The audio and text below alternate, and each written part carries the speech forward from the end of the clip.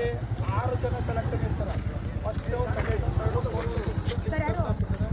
6 ಜನನು ಕೂಡ ಜಿಲ್ಲಾ ಮಟ್ಟಕ್ಕೂ ಆಯ್ಕೆ ಆಗ್ತಾರೆ. ಅಲ್ಲಿ ಗೆದ್ದವರು ರಾಜ್ಯ ಮಟ್ಟಕ್ಕೂ ಆಯ್ಕೆ ಆಗ್ತಾರೆ.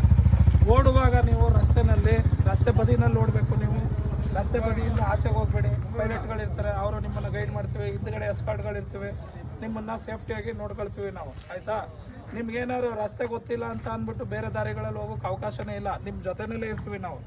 ಯಾರು ಸುಸ್ತಾಗುತ್ತೆ, ನಮ್ಮ ಕೈಲಿ ಓಡೋಕ್ಕಾಗಲ್ಲ ಅಂತ ಹೇಳ್ತೀರಿ, ಅವರು ನಮ್ಮ ಗಮನಕ್ಕೆ ತಗೊಂಡು ಬನ್ನಿ. ವೆಹಿಕಲನ್ನು ತಂದು ನಿಮ್ಮನ್ನು ಪಿಕಪ್ ಮಾಡಿ ಇಲ್ಲಿಗೆ ಬಿಟ್ಕೊಳ್ತೀವಿ.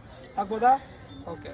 ನಮ್ಮ ಕ್ರಾಸ್ ಕಂಟ್ರಿ, ಈ ಮಳವಳ್ಳಿ ತಾಲೂಕು ಕ್ರೀಡಾಕೂಟದ ಕ್ರಾಸ್ ಕಂಟ್ರಿ ಓಟವನ್ನು ಉದ್ಘಾಟನೆ ಮಾಡಿ ಈ ಒಂದು ಕ್ರಾಸ್ ಕಂಟ್ರಿ ಓಟಕ್ಕೆ ಚಾಲನೆಯನ್ನು ನೀಡಲು ನಮ್ಮ ಮಳವಳ್ಳಿಯ ಹೆಸರಾಂತ ಕ್ರೀಡಾಪಟು, ಕ್ರಿಕೆಟ್ ಆಟಗಾರರಾದಂತಹ ಶ್ರೀ ಜಯಕುಮಾರ್ ಅವರು ಆಗಮಿಸಿದರೆ ಈ ಒಂದು ಕ್ರಾಸ್ ಕಂಟ್ರಿ ರೇಸನ್ನು ಚಾಲನೆ ನೀಡಬೇಕಾಗಿ ಅವರಲ್ಲಿ ಕೇಳ್ಕೊಳ್ತಾ ಇದ್ದೀನಿ. Okay, ready? ಗನ್ ಸ್ಟಾರ್ಟ್ ಆಗುತ್ತೆ. ಗನ್ ಸ್ಟಾರ್ಟ್ ಆದಮೇಲೆ ಓಡ್ಬೋದು. ಬೈಕ್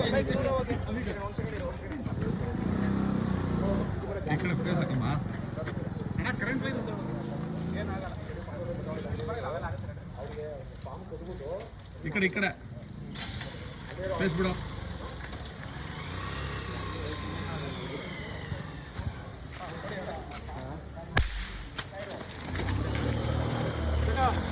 ಇದನ್ನಲ್ಲಿ ನಮ್ಮ ಕಾಲೇಜವರು ಅವ್ರ ಕೈನಲ್ಲಿ ಕೊಟ್ಬಿಡು.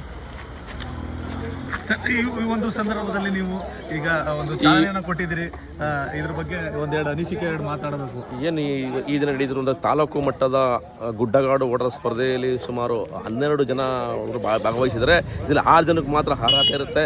ಈ ಒಂದು ಕಾರ್ಯಕ್ರಮ ಶುಭವಾಗಲಿ ಅಂತ ಹೇಳ್ತಾ ಈ ನನ್ನ ಮಾತು ಮುಗಿಸ್ತಾ ಇದ್ದೀನಿ. Thank you.